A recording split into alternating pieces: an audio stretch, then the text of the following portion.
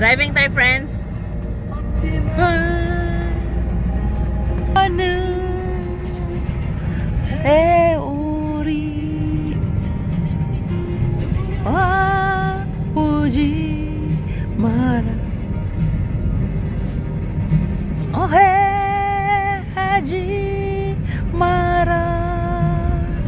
Pinalakasan niya kaso lang pangit yung Babogatu non mo Haji Mara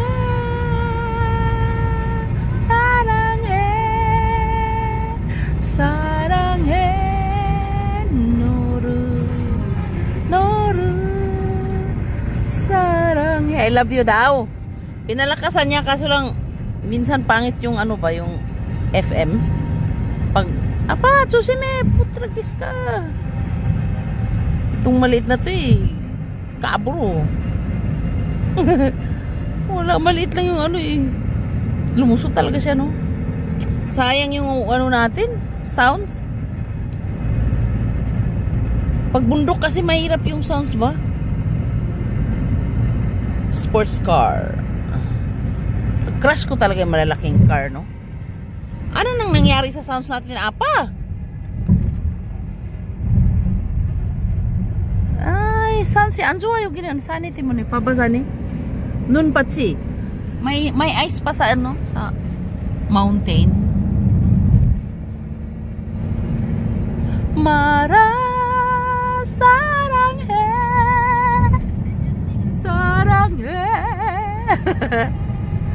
너를 사랑해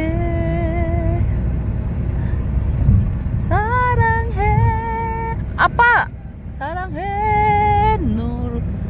Alam ko talaga pag ano na siya eh, yung asawa ko eh, pag gumita na siya sa lane, inaantok yata ito. May ginagawa kasi kanina before umalis. Lagi talaga. May ginagawa kasi kanina before umalis eh. Malibog ito eh, asawa ko. Diyos ko, Ginoo ko.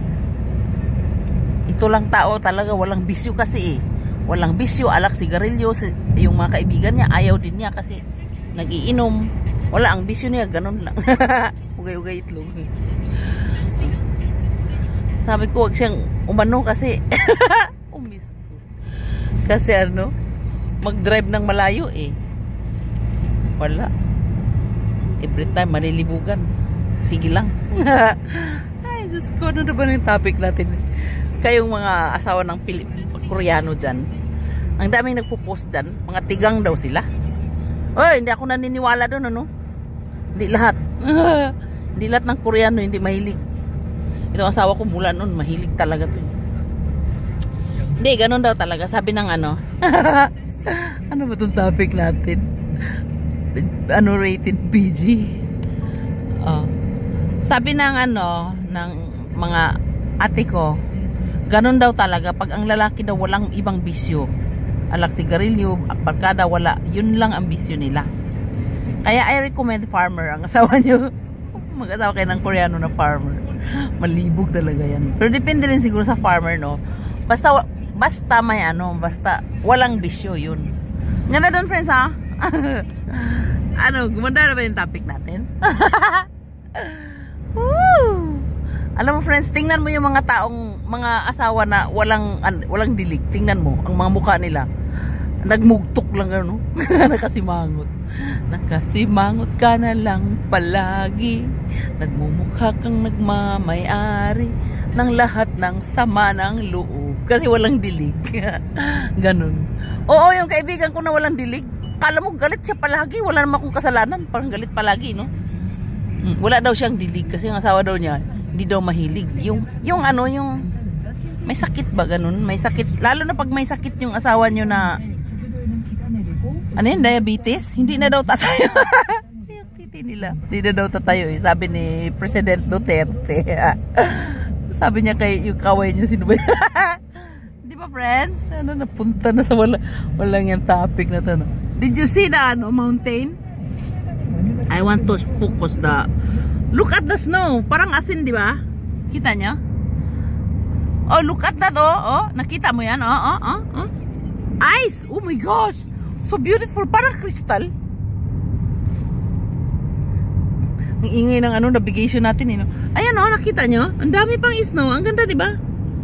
Ang ganda pa ng topic natin no, rated PG. Nag-enjoy ba kayo? Driving kami. Alam mo, mga 3 hours. Minsan, pag diretso yung... Ang asawa ko kasi dumadaan sa mga yung parang, tourist spot. Ganun. Kaya medyo tatagal-tagal kami. Pero pag diretso lang na ganito, 2 hours lang from home.